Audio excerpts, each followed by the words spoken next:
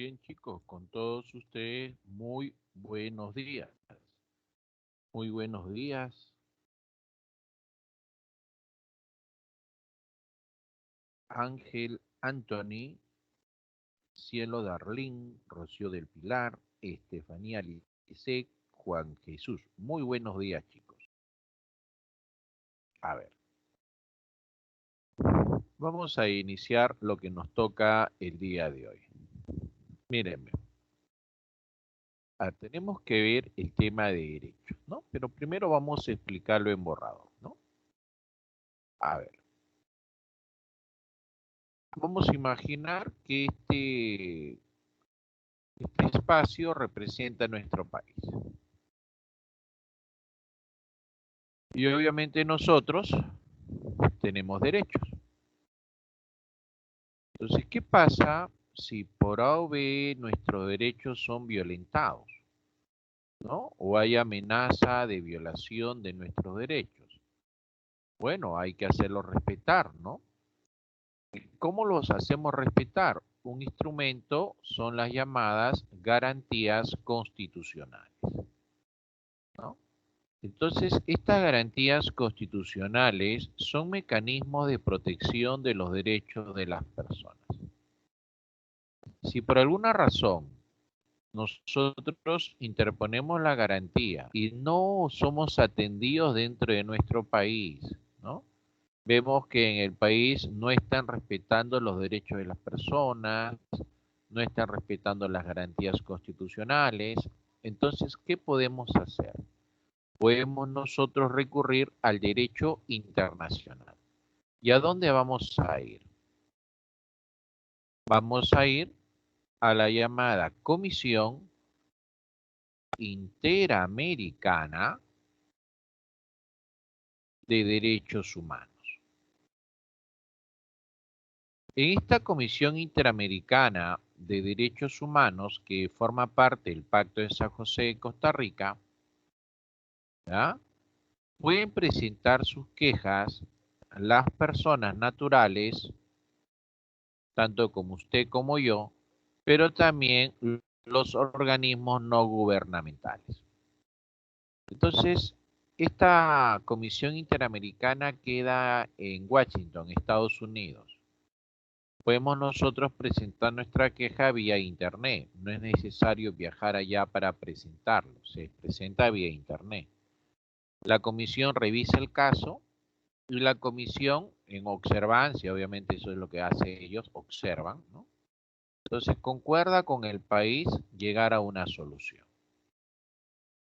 Ahora, si este país no hace caso a la solución, entonces ya entra a tallar la Corte Interamericana de Derechos Humanos.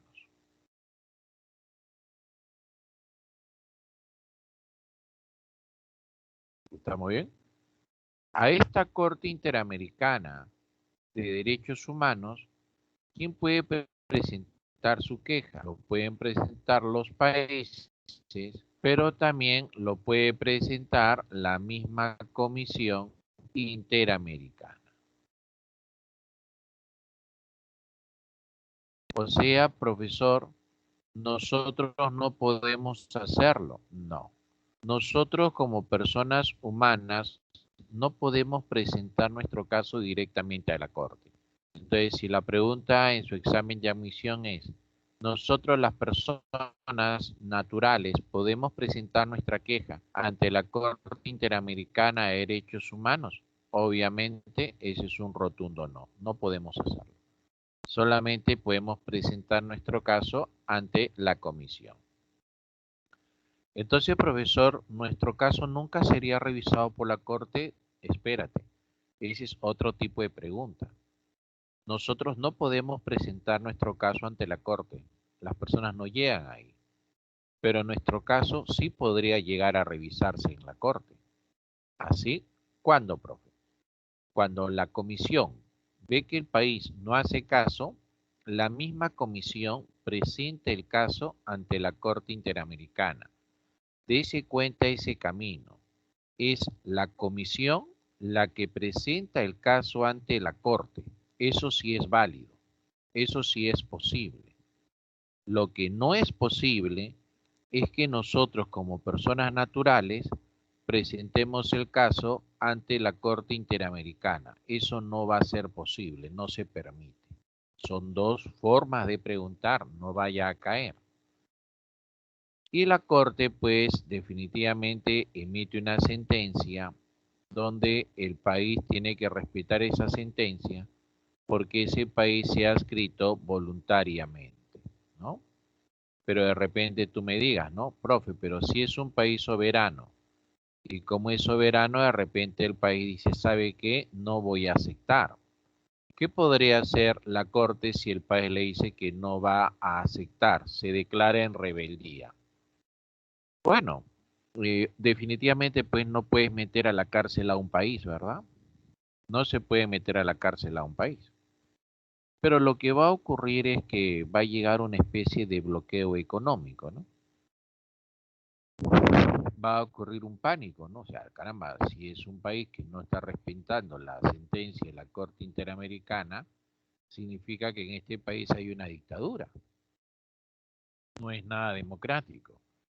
Y si hay una dictadura, en cualquier momento pueden expropiarme los capitales, así que va a ocurrir un pánico y los capitales se van a ir, van a fugar. Eso es lo que va a pasar. Y va a comenzar a tener crisis económica bárbara. Ah, tiene razón, profe. O sea que ese mecanismo donde ahí aparece la Comisión y la Corte Interamericana son bastante interesantes. Eso es lo que forma pues el famoso Pacto de San José de Costa Rica. Te decía también que la Comisión tiene su sede en Washington, Estados Unidos, y la Corte tiene su sede en San José de Costa Rica.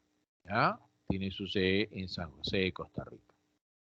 Ahora, eh, es muy importante tener esos mecanismos de defensa de los derechos a nivel internacional, pues sí, sí es muy importante. Profesor, ¿podría darme unos casos que demuestre su importancia? Sí. Por ejemplo, en Argentina, específicamente en la provincia de Mendoza, una señora vivía pues en la casa paterna del esposo, ¿no? Con sus tres hijos. Uno de los hijos presenta discapacidad física y mental. Entonces el esposo a lo largo de los años ha agredido mucho a la esposa.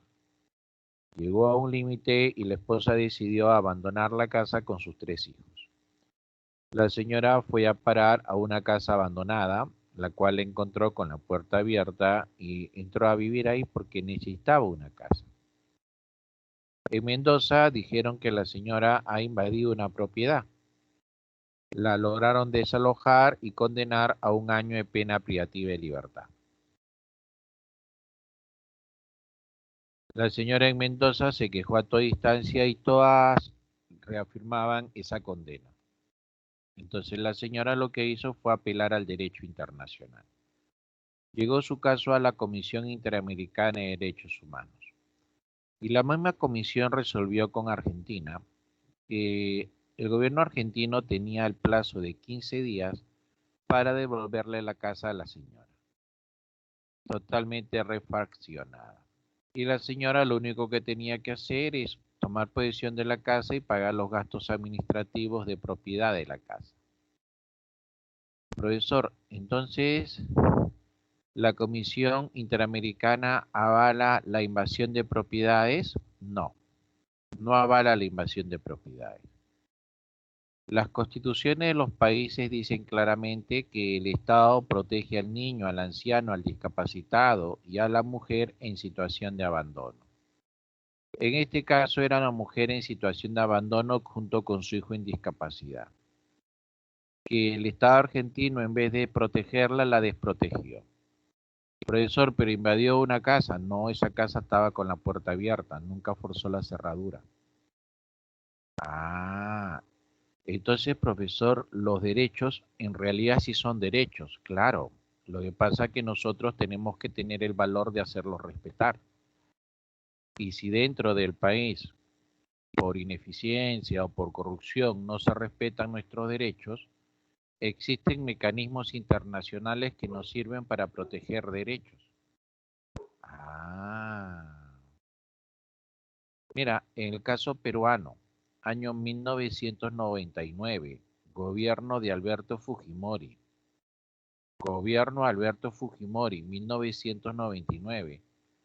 La señora Barreto es asesinada y descuartizada en las salitas del CIN. O sea, por las propias autoridades estatales. Autoridades que deben defender a la población, no torturarlas y descuartizarlas. Dentro del Perú la familia no le hicieron caso. La familia, específicamente el padre de la señora Barreto, tuvo que denunciar a instancias internacionales. Y eso ha llegado hasta la Corte. Eso significa que la misma comisión ha presentado el caso. Y ha fallado a favor de la familia de la señora Barreto, ordenándole al Estado peruano que le pague una indemnización superior al $500,000. Encima pues que den otra reparación para sus hijas porque en esa época eran menores de edad, a un salario mínimo legal mensual. Mira, ve tú.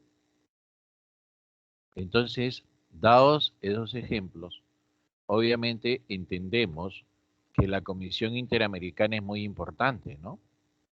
Y la Corte igual.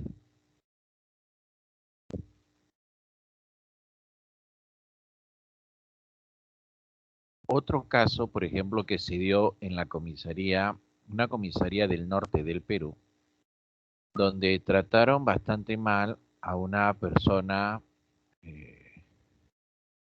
a un homosexual en el Perú de nombre Celeste o Azul, ¿no? No recuerdo bien exactamente el nombre.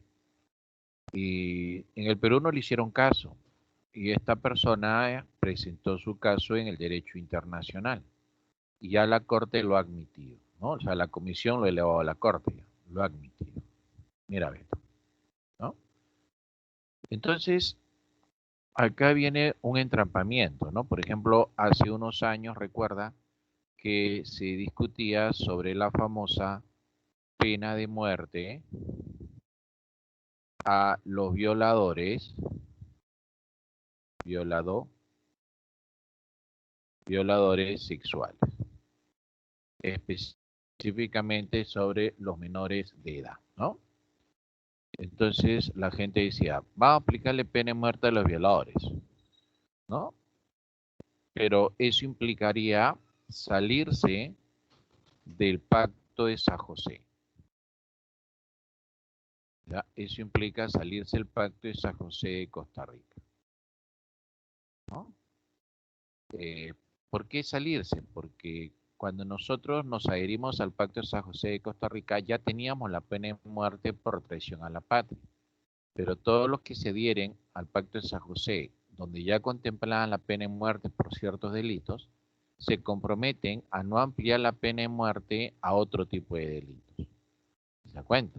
Entonces, si hoy en día el Perú accede a la pena de muerte a los violadores sexuales, obviamente vamos a salir del pacto de San José de Costa Rica. Dígame usted, en base a lo que le he explicado, ¿sería correcto salirse del pacto de San José de Costa Rica?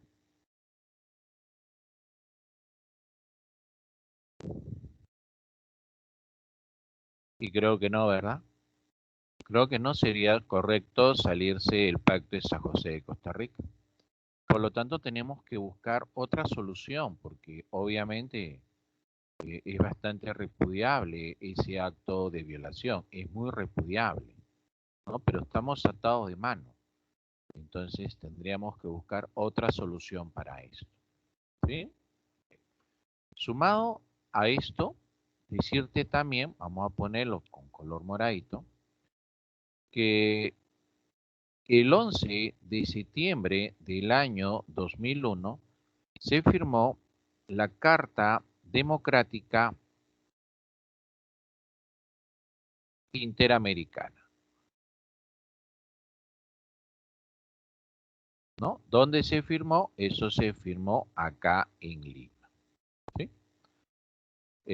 Obviamente esto es bastante importante porque acá los países se comprometen a mantener la democracia. Entonces, muchas veces esta democracia se limita a elecciones periódicas, ¿no? Entonces decimos, cuando se mantiene unas elecciones periódicas continuas, entonces hay democracia. Y la respuesta es que no, ¿verdad? O sea, no se puede reducir solamente que un país está respetando la democracia si hay elecciones periódicas, ¿no? Entonces por acá ponemos, ¿no? Elecciones periódicas. Entonces, mientras que un país mantenga unas elecciones periódicas, entonces se dice pues que es democrático. Y obviamente no es así, ¿no? Y claro ejemplo de eso podría poner a Venezuela. En Venezuela pues siguen habiendo elecciones, ¿verdad? Pero el hecho que hay elecciones no significa que se mantenga la democracia, ¿no? Hay otros elementos que se instituyeron en la Carta Democrática Interamericana para poder mantener la democracia en los países, ¿no? Es el respeto a los derechos humanos, ¿ya? Es otra variable.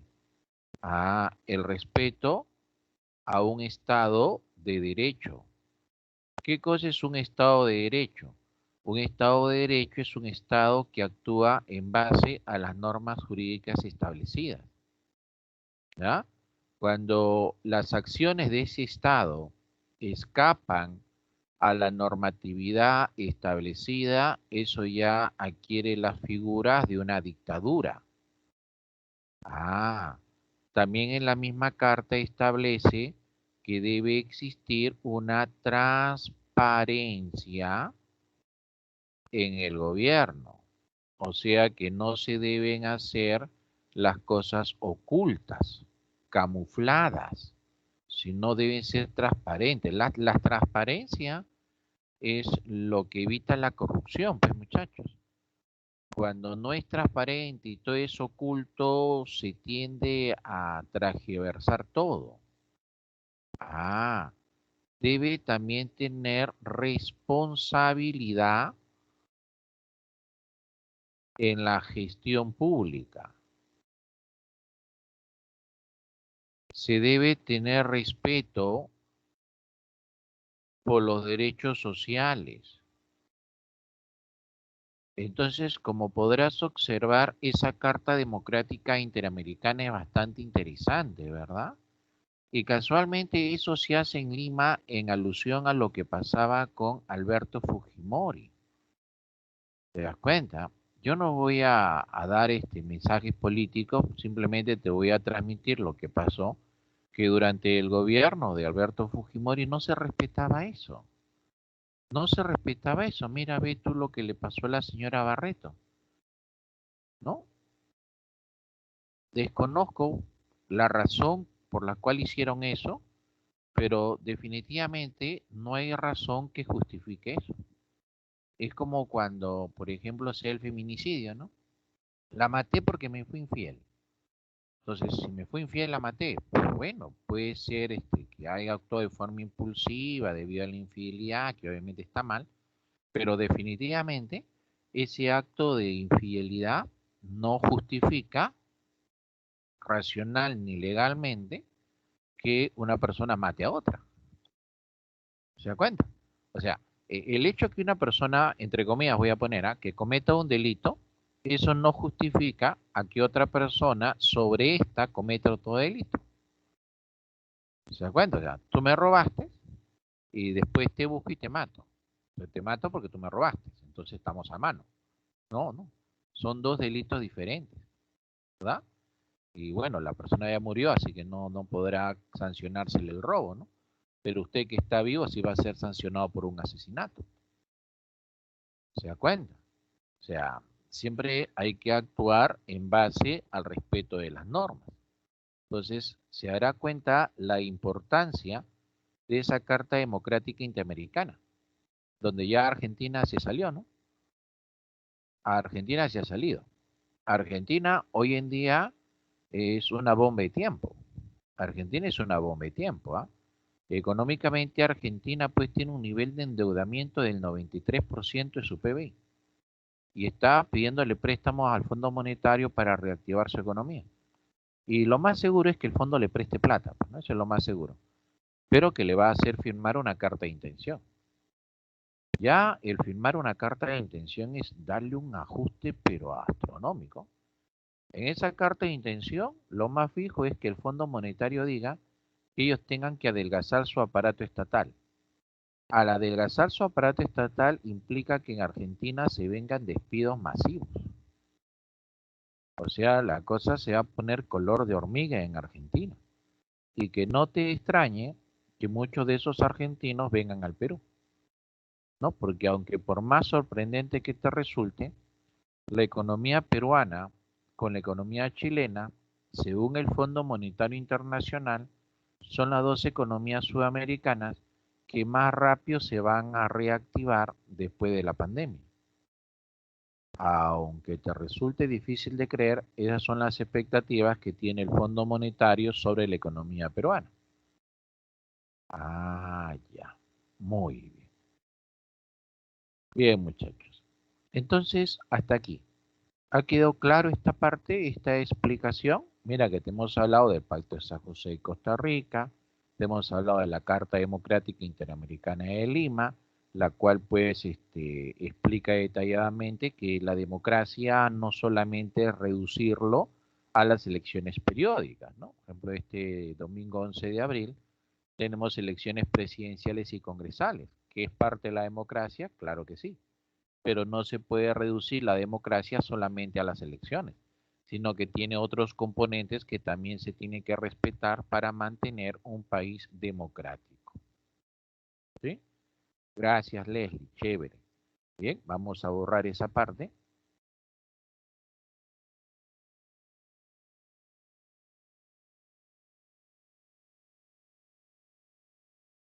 Ahí está. Acá tenemos a los llamados derechos. Estos derechos pueden cogerse de diferente ángulo, ¿no? Pueden cogerse desde el ángulo de una norma jurídica, del ángulo de los valores morales, ¿no? Y cuando se coge desde el ángulo de los valores morales, es donde se hace polémico, muy polémico el derecho, ¿verdad? Porque ten en cuenta que la moral es cambiante, o sea, la moral no es la misma en todas las personas, ni en todas las sociedades, y en todos los tiempos. La moral cambia. La moral es una construcción interna que hace la persona, ¿no? Algo que nosotros consideramos que es válido practicar. Obviamente, para que se pueda dar esa construcción, de alguna manera somos influenciados por nuestro entorno, ¿verdad? No es que algo salga de la nada. Entonces nosotros observamos cosas en nuestra sociedad y hay cosas que consideramos que es válido hacer y lo llevamos ya a una norma moral, algo que nosotros hacemos repetitivamente. Ah, ya, profesor. Es así, ¿no? Por ejemplo, en algunas sociedades africanas tienen como prácticas que a las niñas le cortan el clítoris. Entonces, para ellos eso es moralmente admisible, es válido para ellos. Pero obviamente cuando conversamos con una persona de una sociedad diferente como la nuestra, eso es algo bastante trágico, no es violentar gravemente los derechos de la persona, violentar su derecho a la integridad, violentar su derecho a la libertad de elección, ¿verdad? O sea, es totalmente terrible esa situación. Pero ellos consideran que es válido, es su moral, nosotros no. Ah, cambia, ¿no? Por ejemplo, en esto que pasó en Argentina sobre el aborto, también es polémico, pero es polémico cuando lo comenzamos a ver desde el ángulo de los valores morales, ¿no? No es ético, no es moralmente admisible, puedes atentar contra la vida de un bebé, ¿no? ¿De acuerdo? Entonces decimos estamos en contra del aborto, pero hay otro grupo de personas que dicen, está bien, no es moral abortar, ¿no? Pero eso no es motivo suficiente para impedir el aborto, porque si no, pues están condenando a la madre a criar un hijo que ella no quiere tener, ¿no? Entonces, esa es la discusión, ¿no? Mi intención obviamente no es ponerme a favor de uno u otro, sino simplemente dar de entender lo polémico que es este tema del aborto, ¿ya? Entonces, nosotros obviamente al definir derecho no lo vamos a tocar desde el ángulo de los valores morales, sino vamos a tocar el derecho desde el ángulo de la norma jurídica, ¿ya? Cuando se toca ese derecho desde el ángulo de la norma jurídica, esa norma tiene tres intenciones: obligar, prohibir o permitir.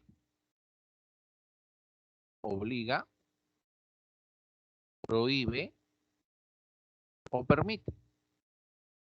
Una vez más, ¿te parece? Obliga, prohíbe y permite. Eso es lo que hace una norma. Cuando te dice obliga, todas las personas están obligadas a declarar sus ingresos de forma anual. Ahí está. Y si no lo hace uno, hay una sanción. Pero es obligar. Todas las personas estamos obligados a mantener a nuestros hijos hasta los 18 años de edad. Y si estos chicos siguen estudios con éxito, estamos obligados de mantenerlos hasta un máximo de los 28 años. Ah. Ahora, si vamos por el lado de la prohibición, ya vimos la obligación, la prohibición, por ejemplo, podríamos decir, ¿no? Está prohibido fumar en lugares públicos, ¿no? Está prohibido sacarse la mascarilla en los lugares de votación, ¿no? Si una persona se saca la mascarilla, puede ser votado del centro de votación por la policía y las autoridades que van a estar ahí, ¿no? Y, profe, pero yo he escuchado que te pueden obligar a que te saques la mascarilla si hay alguna impugnación sobre tu identidad. Bueno, eso también está, ¿no? Si hay algún personero que dice usted no es la persona que va a votar, entonces te van a hacer sacar la mascarilla, ¿no? Eso es muy delicado, ¿no? Porque también hay contagio, aunque los médicos dicen que la probabilidad es mínima, ¿no? Recomiendan sacarse la mascarilla por unos 5 segundos como máximo y aguantar la respiración.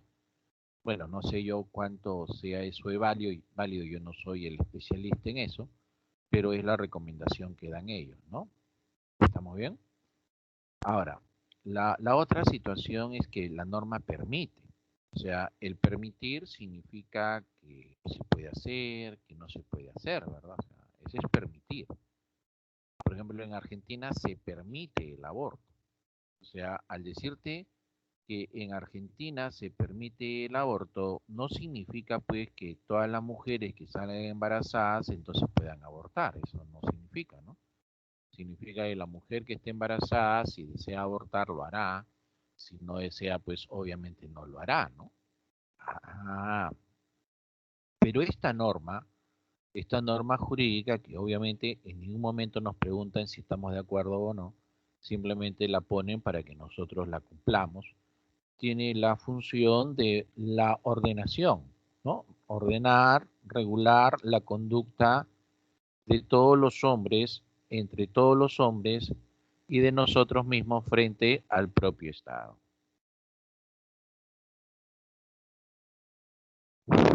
Qué interesante, profesor.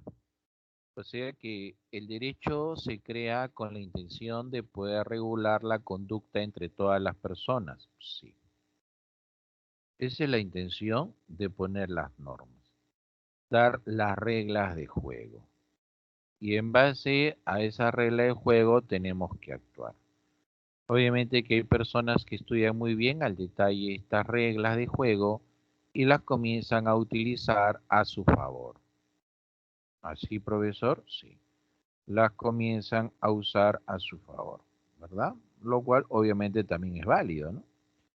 Porque recuerda que hay un principio legal que indica pues que nadie está obligado de hacer lo que la ley no manda, ni impedido de hacer lo que ella no prohíbe. ¿Estamos bien? Nadie está obligado de hacer lo que la ley no manda, ni impedido de hacer lo que ella no prohíbe. Ah, ya, profesor. Perfecto.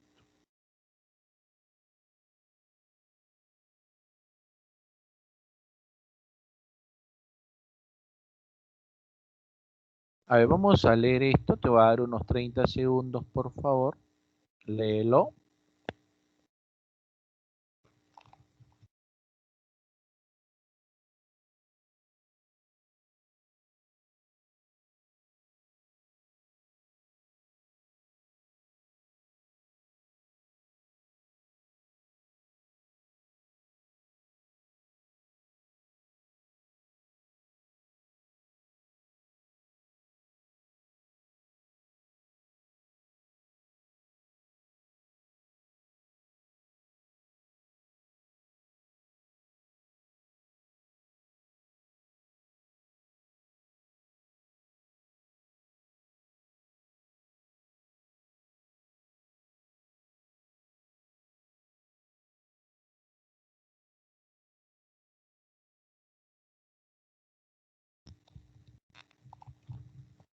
Bien.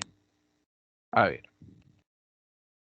Usted, en base a lo que ha leído, usted entenderá que este derecho objetivo básicamente es la norma escrita, pues, ¿no? Esa norma que establece derechos y deberes para las personas, ¿no? Es el derecho objetivo, la norma escrita, ¿no? En cambio, el derecho subjetivo viene a ser la facultad exigible, es decir, todo aquello que nosotros reclamamos a nuestro favor, todo lo que nos favorece, ¿ok? Ah, cuando creo que debería ser que todos nosotros cumplamos nuestros deberes, ¿no?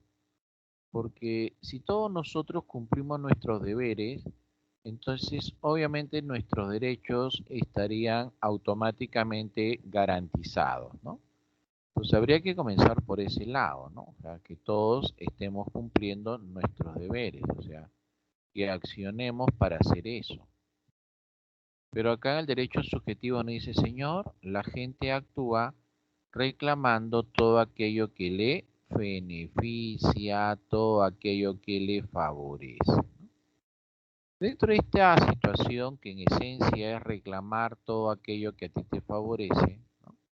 Podríamos encontrar estas dos situaciones, ¿no? En la cual, pues, de acuerdo a la teoría de la voluntad, se cumple exactamente, ¿no? Yo reclamo todo lo que a mí me favorece, no es mi voluntad. Sobre la teoría de los intereses, lo cambia un poquito, levemente, ¿no? Porque se pregunta, pero ¿qué pasa con aquellas personas que tienen algún tipo de enfermedad mental? O de repente, pues, ¿qué pasa con los niños, no? Porque tanto el niño como la persona con enfermedad mental no puede ejercer por sí mismo sus derechos, ¿no? Ah, entonces la teoría del interés dice, está bien, no puede ejercer por sí mismo sus derechos por obvias razones, pero en todo caso, con respecto a los derechos es todo lo que ellos puedan aprovechar de esos derechos, ¿verdad? Ah, entonces sea una u otra teoría, siempre la teoría del derecho subjetivo habla de reclamar derechos, ¿no? Habla de la facultad exigible, ¿no? O sea, reclamar todo aquello que obviamente nos beneficia. Ahora, con respecto a los derechos humanos, hay varios conceptos de derechos humanos, pero todos los conceptos de derechos humanos se basan en una palabra, dignidad. Ahí se basa, dignidad. Ah, profesor, ¿y qué cosa significa la dignidad? Significa el respeto y la estima, ¿ya? Eso significa el respeto y la estima que se tiene sobre el ser humano, ¿no? Ah, entonces si nosotros entendiéramos que el ser humano pues es un ser muy valioso, no habría violaciones sobre los derechos humanos, ¿verdad? asesinatos, agresiones físicas, ofensas, ¿no? No podría haber ofensas sobre un ser humano. Por ejemplo, cuando un ser humano emite una opinión, ¿no? Perfecto, es su opinión, ¿no? Una idea es su idea, ¿no? Otra persona podría criticar, sí, la idea, la opinión, pero no a la persona, ¿de acuerdo? No a la persona, o sea, hay que separar, ¿no? ¿No? Por ejemplo, hay un video donde hay un economista argentino, filósofo también él, llamado Javier Milei, ¿no? Buen economista, ¿eh? Javier Milei, ahí está. Donde lo entrevista a un chico peruano, parece un economista recién graduado, jovencito, bueno, no sé si recién graduado, pero es muy joven este muchacho, también académicamente muy bueno, que lo entrevista a Milei sobre las propuestas de la señora Verónica Mendoza, ¿no?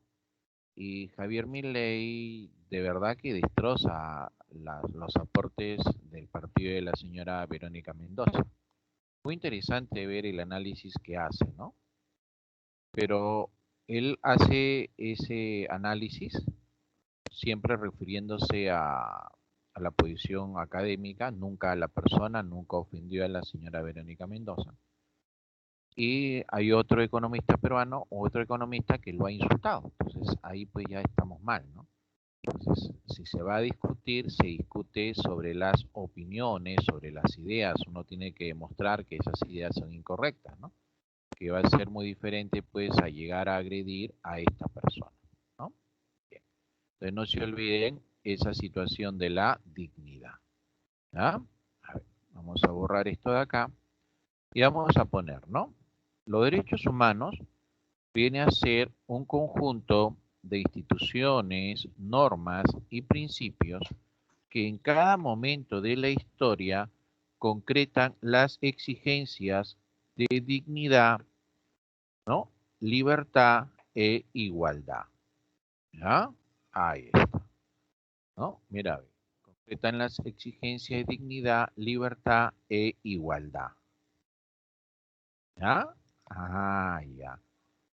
Cuando hablamos, por ejemplo, de igualdad, ¿no? Obviamente la igualdad es un rechazo a la discriminación. La discriminación involucra pues recibir un trato de inferior jerarquía, ¿no?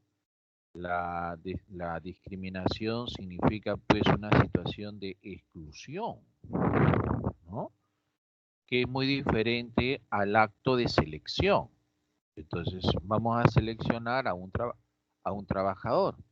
Entonces se presentan un grupo de personas a las cuales pues se le evalúa y se selecciona a los más capaces para desempeñar ese trabajo. Es un proceso de selección, ¿no? Que es muy diferente a una exclusión, ¿no? O sea, se presenta un grupo de candidatos y yo digo, ¿sabes qué? Ustedes no pueden participar, ¿no? Se van. Es diferente, ¿no? Ahora, usted de repente también me dirá, pero profesor, cuando se hace un proceso de selección solamente se escoge a un grupo de personas o a una persona. Entonces, indirectamente también se estaría excluyendo al resto. Sí es cierto. Sí es cierto que indirectamente se está excluyendo al resto, pero la intención no es excluirlos. La intención es llevarse a los más hábiles. En cambio, en el segundo ejemplo, la intención sí era directamente excluir. Ustedes no pueden participar, ¿verdad?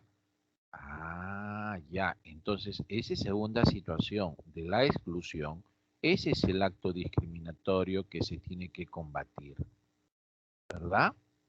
En el examen de admisión, por ejemplo, que usted va a dar, San Marcos en algún momento va a tomar el examen de admisión, no puede ser en mayo, en junio, en julio, la verdad no sé, pero lo va a tener que tomar. Y eso lo tiene que agarrar a usted preparado, porque si usted baja los brazos, va a entrar pues en un desaforado que le va a hacer perder continuidad.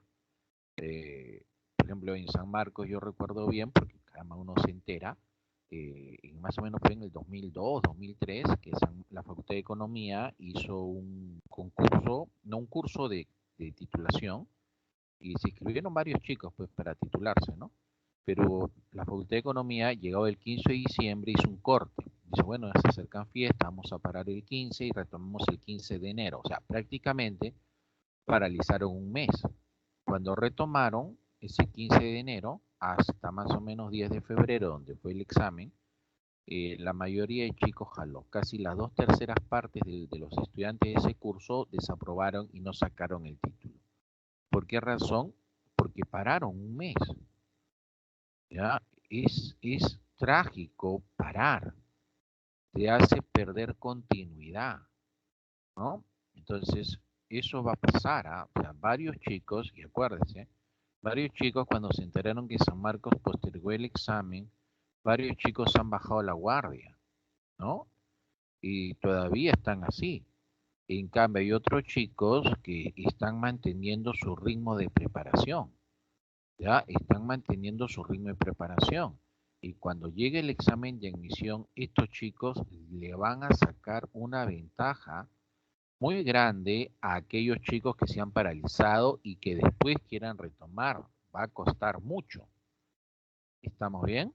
Bueno, es un comentario. Bueno, San Marcos cuando hace su examen de admisión no tiene como finalidad directa la exclusión. Él no dice, no, ustedes no pueden postular, ¿cierto? Su finalidad de San Marcos es seleccionar a aquellos chicos que se encuentren con mayores destrezas en ese momento para poder iniciar una carrera universitaria. ¿Se da cuenta? Ah, ya. Y el otro, pues, es la famosa libertad, ¿no? Que es importantísimo, ¿no? ¿Qué sería la vida sin libertad, muchachos? ¿Qué sería la vida sin libertad? Imagínense, por ejemplo, que una persona pues esté en una habitación de 2 metros cuadrados con silo y que tenga de alimentos pues 500 gramos de avena cocida todos los días. Definitivamente tiene vida, ¿no? Pero no tiene libertad. Entonces nos preguntaríamos pues, ¿cómo sería una vida sin libertad, ¿no? Caótica, ¿no? Bien. Ahora. Acá hay un pequeño videíto, pero para poder ver ese videíto tengo que hacer un compartir del sonido en la computadora, ¿ya? Así que vamos a compartirlo por acá. Deme unos segunditos, ¿sí? A ver, ahí está, compartiendo el sonido del equipo y volvemos. Ahí está.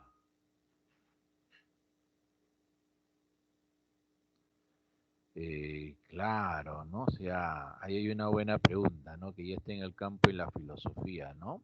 ¿Somos realmente libres, ¿no? Obviamente realmente no, ¿no? Porque tenemos que acatar normas, ¿no? Del momento que acatamos normas ya estamos coaccionados, pues, ¿no? Entonces, pero esa es la única manera de poder vivir en sociedad, pues, ¿no? O sea, si no establecemos normas o reglas de conducta en nuestra sociedad, pues sería un caos, ¿no? Por ejemplo, en la casa, ¿no? Hay reglas, ¿no? ¿Qué tal si las reglas en la casa no las respetamos? Por ejemplo, ya yo me achoro y digo, ¿sabes qué? Ya estoy cansado de trabajar, ya no trabajo más, me doy al abandono. Entonces, ¿qué va a pasar? Ya no va a haber ingresos en la casa, no vamos a poder comer, etc., ¿verdad? Entonces, igual hay que cumplir normas, ¿ya? Ahí está, mira, bacán, Juan, ¿ah? Esa película no la he visto, pero déjame apuntarla.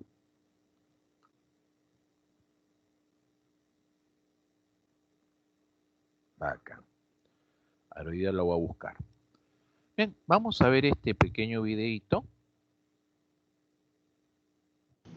Hoy hablaremos de los 10 principales derechos humanos establecidos en la Asamblea General de la ONU en 1948, en la Declaración Universal de Derechos Humanos, con el fin de proteger las garantías básicas de la población. Todos los seres humanos nacen libres e iguales en dignidad y derechos, dotados de razón y conciencia, deben comportarse fraternalmente los unos con los otros. Todo individuo tiene derecho a la vida, a la libertad y a la seguridad de su persona. Nadie estará sometido a la esclavitud ni a servidumbre. La esclavitud y la trata de esclavos están prohibidos en todas sus formas. Toda persona tiene derecho a recursos efectivos ante los tribunales nacionales competentes, que la ampare contra actos que violan sus derechos fundamentales reconocidos por la Constitución o por la ley. Toda persona acusada de delito tiene derecho a que se presuma su inocencia mientras no se pruebe su culpabilidad, conforme a la ley y en juicio público en el que se hayan asegurado todas sus garantías necesarias para su defensa. Toda persona tiene derecho a la libertad de pensamiento, de conciencia y de religión. Este derecho incluye la libertad de cambiar de religión o de creencia, así como la libertad de manifestar su religión o su creencia individual y colectivamente, tanto en público como en privado, por la enseñanza, la práctica, el culto y la observancia. Toda persona tiene derecho a la educación. La educación debe ser gratuita, al menos en lo concierne a la instrucción elemental y fundamental. La instrucción elemental será obligatoria. La instrucción técnica y profesional habrá de ser generalizada. El acceso a los estudios superiores será igual para todos, en función de los méritos respectivos. Toda persona tiene derecho al trabajo, a la libre elección de su trabajo, a condiciones equitativas y satisfactorias en el trabajo y a la protección contra el desempleo. Toda persona tiene derecho al descanso, al disfrute del tiempo libre, a una limitación razonable de la duración del trabajo y a vacaciones periódicas pagadas. Si te gustó este video, danos like, comparte o síguenos en nuestras redes sociales, que se encuentran en los comentarios. Ya. Ahí usted ha visto pues toda una serie de derechos, ¿verdad? Toda una serie de derechos se ha visto ahí. Por ejemplo, me adelanto un poquito, vamos a borrar esto. Los derechos humanos de segunda generación, por ejemplo, establece que las personas deben tener un salario que garantice una vida digna, lo cual obviamente tiene que ser así, ¿no? O sea, tenemos que aspirar a eso. No podemos permitir que cualquier persona tenga un salario que no le permita cubrir las condiciones básicas de subsistencia, ¿no? Y es por eso que se establece la figura del salario mínimo legal, ¿no? Ahí está. Se establece la figura del salario mínimo legal, donde en el Perú actualmente es de 930 soles mensuales, ¿verdad? Y no ha subido, ¿sí? Entonces, si les preguntaran a ustedes, ¿está bien ese salario mínimo legal? ¿Debería subir? ¿Debería bajar? ¿No? ¿Qué pasa entonces, no? ¿O debería eliminarse de repente, no? Entonces, hay opiniones obviamente diversas, ¿no? En el mismo salón, por ejemplo, muchos de ustedes de repente están diciendo que ese salario mínimo legal debería subir, ¿no? Debería ser, no sé, 1.500 soles, 2.000 soles, ¿no? Otros de repente dicen, bueno, profe, yo no sé si debería subir o bajar, yo no sé si debería eliminarse, ¿no? Etc., ¿no? Pero mira, el derecho te dice eso, pero en economía, ¿qué te podríamos decir? En economía te podríamos decir que cada vez que el Estado se le ocurre controlar precios, el Estado distorsiona el mercado. Mira, ve, por ejemplo, vamos a imaginar que esta señorita ya va a representar el precio de equilibrio y que el Estado quiere evitar que se llegue a este precio de equilibrio. Entonces, acá hay personas que están arriba y abajo.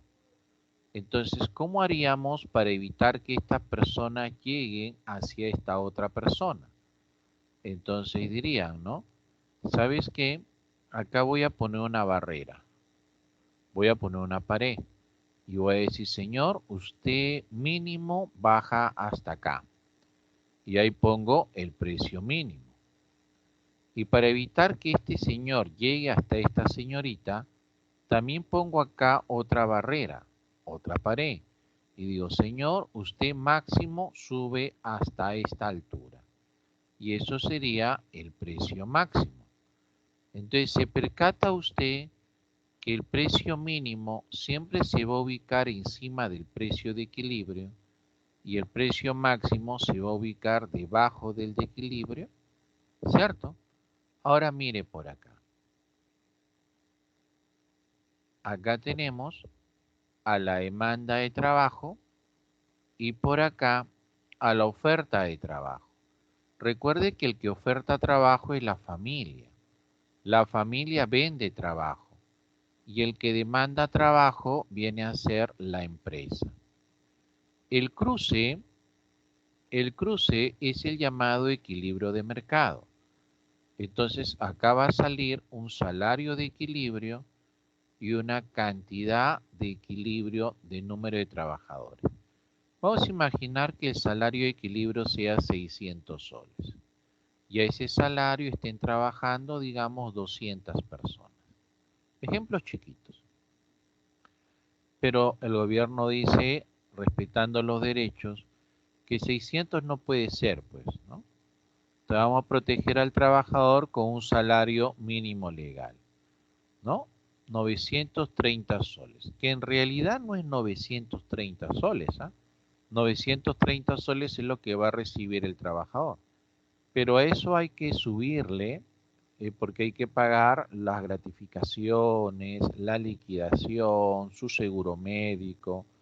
O sea que a la empresa, pues el salario mínimo legal no es 930 en realidad. A la empresa le está costando a cada trabajador como 2.000 soles. Entonces, a este salario, tú haces la proyección y intersecta a la curva de demanda en este punto. La empresa es la que demanda trabajadores y a la oferta en este otro punto. Las familias son las que ofertan trabajo. Entonces tendríamos que a este salario las empresas van a querer, digamos, contratar solo a 10 personas. Pero ¿cuántas personas estarían dispuestas a trabajar? Digamos 300, ¿no? Por lo tanto, hay una brecha en la cual se estaría generando un desempleo, en este caso de 290 personas. 290 personas desempleadas. Ah, eso es lo que pasaría, profesor. Así es, así es. Es por eso que la teoría liberal te dice, ¿no? Si usted quiere reducir el desempleo, entonces deje de regular tanto el mercado, elimine el salario mínimo legal. De esa manera, obviamente, las empresas van a pagar menos, pero dentro de los beneficios, ¿no? Con beneficios y todo. Y de esa manera usted va a ver que va a haber más gente trabajando. Entonces, al desregular el mercado, usted va a lograr hacer que el desempleo dentro de tu país se va a reducir. ¿No es cierto? Se va a reducir el desempleo porque automáticamente van a comenzar a contratar a más trabajadores. ¿Se da cuenta? Entonces, mira, ve, hay una especie de no comunicación, ¿no? Pero, profesor, ¿cómo podríamos hacer para aumentar el salario? Sin necesidad de hacerlo por una ley y establecer un salario mínimo legal. Pues fácil, mira, ve, acuérdese de sus conceptos de economía. Acá está el salario de equilibrio, ¿no? Que es 600 soles. Ese es el ejemplo que he puesto. Entonces, para aumentar el salario, lo que usted como país tiene que hacer es generar las condiciones necesarias para que la demanda de trabajo en tu país aumente. Y eso pasa cuando hay más inversión productiva. Entonces, al haber más inversión productiva, va a haber mayor demanda de trabajo. Se va a generar un nuevo equilibrio y en ese nuevo equilibrio el salario va a subir, por ejemplo, a 1.000 soles, ¿no? Entonces, ahí está el camino, pues, ¿no? Subir el salario no por ley, sino porque naturalmente se está generando eso. Ah, ya, profesor. Ya entendí entonces esa parte. Muy bien. ¿Ah? A ver, borremos. Ahora veamos las características del derecho. Primero, es que es universal. Esta situación es muy interesante. Cuando dice que es universal, significa que es válido para todos, independientemente de sus características accidentales, ¿no? el sexo, el color de piel, la religión, la nacionalidad, ¿no? Sus creencias, etc. Entonces, eso significa que es universal, que es válido para todos, independientemente de sus características. ¿Está bien? Ahora, para que estos derechos verdaderamente sean universales, tiene que luchar contra la soberanía de los países. ¿Qué significa la soberanía? Ser soberano significa tener el poder supremo, el poder absoluto. Encima del soberano no hay nada, ¿verdad? Entonces, los países, en un acto de soberanía, ellos internamente construyen sus propias normas, o sea, las reglas de conducta que van a seguir sus ciudadanos, ¿ok? Entonces, cuando viene esta figura de los llamados derechos humanos, es una figura que viene de afuera donde un país tiene que aceptarlo. Entonces ahí viene el conflicto, pues, ¿no? Entonces, si somos un país soberano, que significa que encima nuestro no hay nada, y por lo tanto somos nosotros quien creamos nuestras propias normas, los derechos humanos es algo externo que viene hacia nosotros y nosotros tenemos que aceptarlo. O sea, estamos poniendo a esos derechos humanos por encima de la normatividad que nosotros tenemos. Es por eso que se dice que para que los derechos humanos de verdad sean universales, los países tienen que renunciar, ¿no?, parcialmente a su soberanía. Ah, interesante esa situación, ¿verdad? Muy interesante. A ver. Después menciona ahí a la famosa corresponsabilidad. ¿Qué cosa significa la corresponsabilidad? La corresponsabilidad significa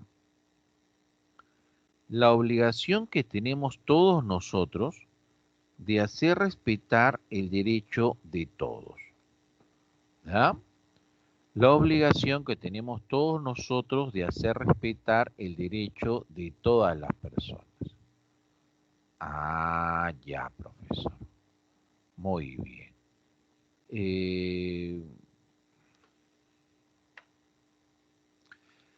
Si todos nosotros hiciéramos eso, eso sería la garantía de que también se respeten nuestros propios derechos, pues. ¿Así, profesor? Sí.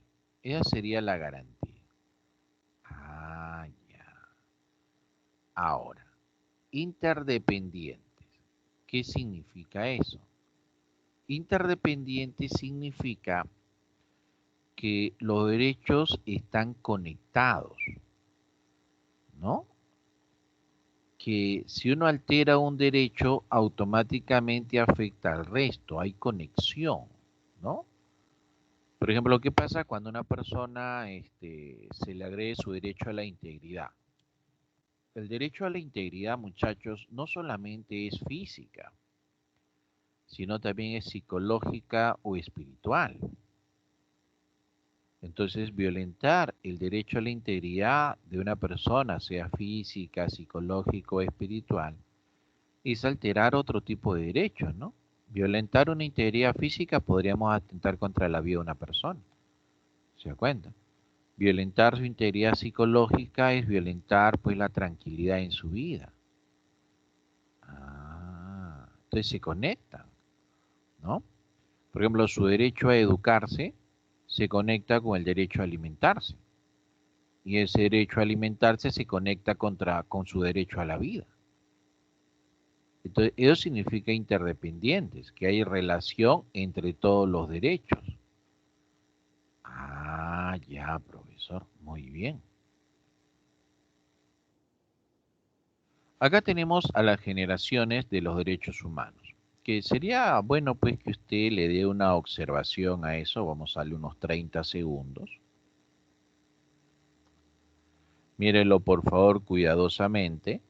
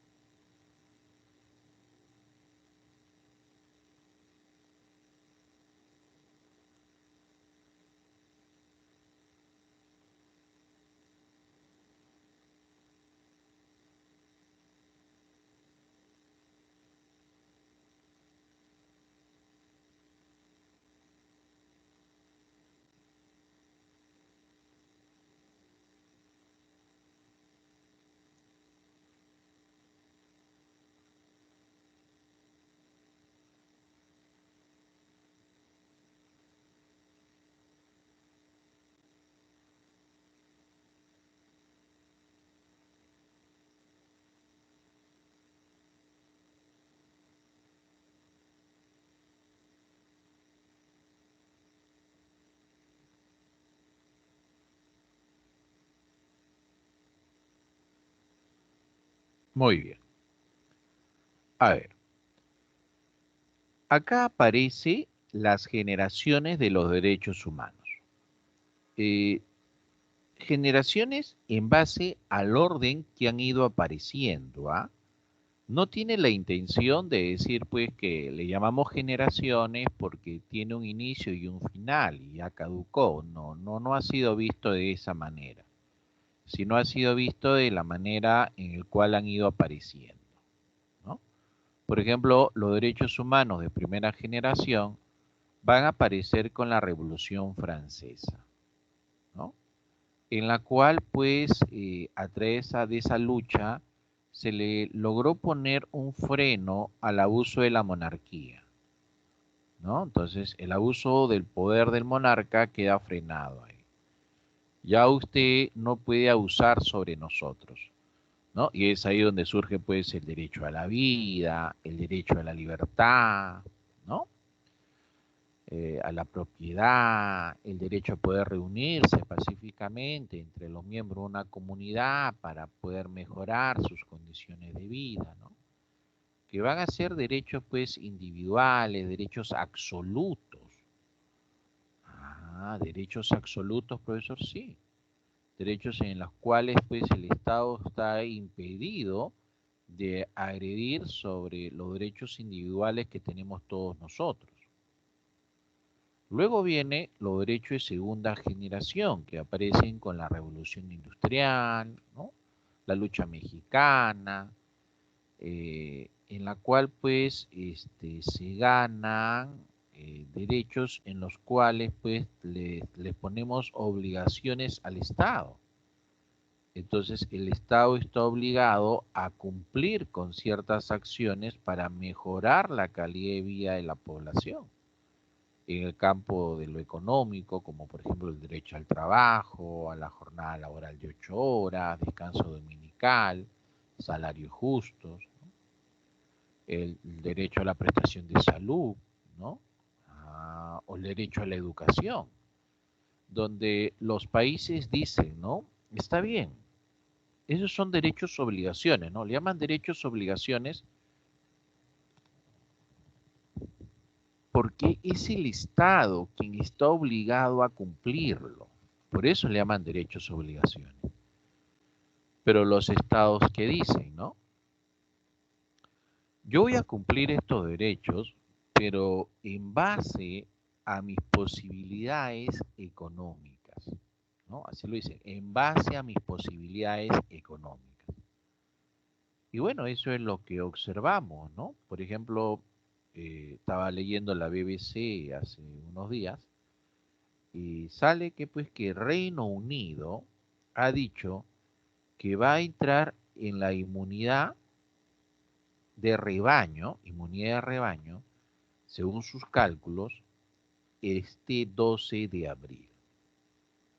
según sus cálculos, el 12 de abril, o sea, ya esta semana, entra a la inmunidad de rebaño, sea porque el número de contagios o la cantidad de vacunas, ¿no? Ellos ya van a llegar más o menos al 72, 75% de su población.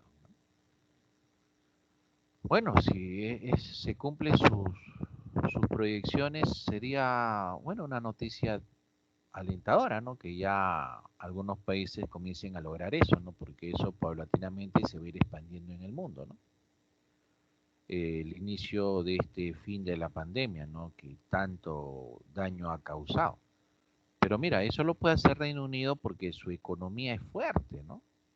¿No? En cambio, Perú, nuestra economía no es fuerte, es débil, ¿no? Y encima nosotros pues no hemos producido vacuna, no tenemos que comprarla, ¿no? Y a la vacuna que se estaba haciendo en el Perú, pues el gobierno tampoco la apoyó.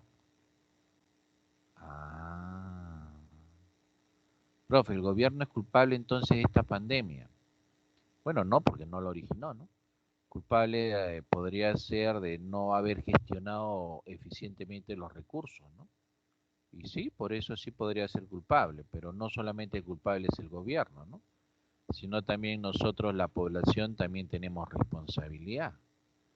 Y tenemos la responsabilidad de no aprender rápido. Estamos aprendiendo muy lento, ¿no? Como sociedad, ¿no? Vamos a fiestas, no usamos mascarilla, no respetamos los protocolos, ¿no? Y como no hacemos eso, pues los contagios se siguen expandiendo. Ya da miedo ya escuchar la noticia, ¿no? Cada vez hay más casos. Parece que esto es de nunca terminar, ¿no? Caramba, que elevar unas oraciones para las personas que están sufriendo, ¿no? Muy triste esa situación. Entonces te das cuenta cómo los derechos de segunda generación, los estados dicen claramente, yo los voy a cumplir, pero de acuerdo a mis posibilidades, ¿no? Entonces ahí vemos pues que todos los países no tienen las mismas posibilidades. Y luego vienen los derechos humanos de tercera generación. Estos derechos humanos de tercera generación aparecen después de la Segunda Guerra Mundial. Ahí aparecen después de la Segunda Guerra Mundial, con la creación de la ONU. Y estos derechos de tercera generación, chicos, eh, van a ser derechos en los cuales pues se va a cumplir, pero en base al apoyo, a la colaboración que tengan los países, ¿no? Si estos países pues no contribuyen voluntariamente a respetar estos derechos humanos de tercera generación, pues no va a haber mucho progreso, ¿no? Como por ejemplo podemos poner ahí el derecho a tener un medio ambiente sano, el derecho al desarrollo de los pueblos, ¿no? El derecho a la paz. Entonces, para que eso definitivamente se cumpla, tenemos que tener que los países voluntariamente lo respeten, ¿no? ¿Usted se imagina, por ejemplo, que un país comience a hacer pruebas nucleares? ¿No? Entonces, si un país comienza a hacer pruebas nucleares, obviamente va a poner en riesgo al resto de países. El resto de países va a entrar en una situación muy problemática. Ahora, entendemos entonces que también hay una conexión, ¿no? Porque imagínense pues que hay una tercera guerra mundial. Entonces, ese hecho de existir una tercera guerra mundial pone en riesgo a todo lo demás, ¿no? Si se afectan estos derechos de tercera generación, entonces vamos a ver rápidamente que los derechos de segunda generación también se van a ver golpeados, ¿no? Porque, por ejemplo, si no hay medio ambiente sano, si no hay paz, si no permiten el desarrollo, los países en el mundo se van a ver golpeados. ¿Por qué? Porque va a contaminar el medio ambiente. Entonces no va a haber salud. ¿no? No va a haber trabajo. Entonces, definitivamente, estos derechos humanos de segunda generación estarían siendo rotundamente golpeados. Y si pasa eso, si se golpean los derechos humanos de segunda generación, como por ejemplo el derecho al trabajo, el derecho a la educación, el derecho a la salud, entonces definitivamente también se van a ver golpeados los derechos de primera generación, como es el caso del derecho a la vida, el derecho a la libertad, ¿no? Ah, sí, pues, profe. Entonces veo rápidamente ahí que existe una conexión, ¿no? Y esa conexión se conoce con el nombre de la interdependencia. Ah, ya, profesor. Muy bien. Ahora, también pues obviamente a veces uno buscando en internet encuentra también otro tipo de derechos, ¿no? Como por ejemplo, dicen que hay derecho de cuarta generación, ¿no? Dicen, ¿no? Pero eso todavía no hay consenso sobre eso, ¿no? Dicen que eso derecho de cuarta generación pues comprendería el derecho a la manipulación genética, ¿no? A ese tipo de derechos, ¿no? A la clonación, ¿no? También pues el desarrollo tan rápido de la tecnología, ¿no? En el ámbito de lo virtual. Ah, sí, pues, profe, eso pasa. Ahí está. A ver, vayamos a ver por acá algunas preguntitas. A ver, vamos a leer eso. En realidad no son preguntas complejas, son preguntas bastante directas, bastante fáciles de entender, ¿no?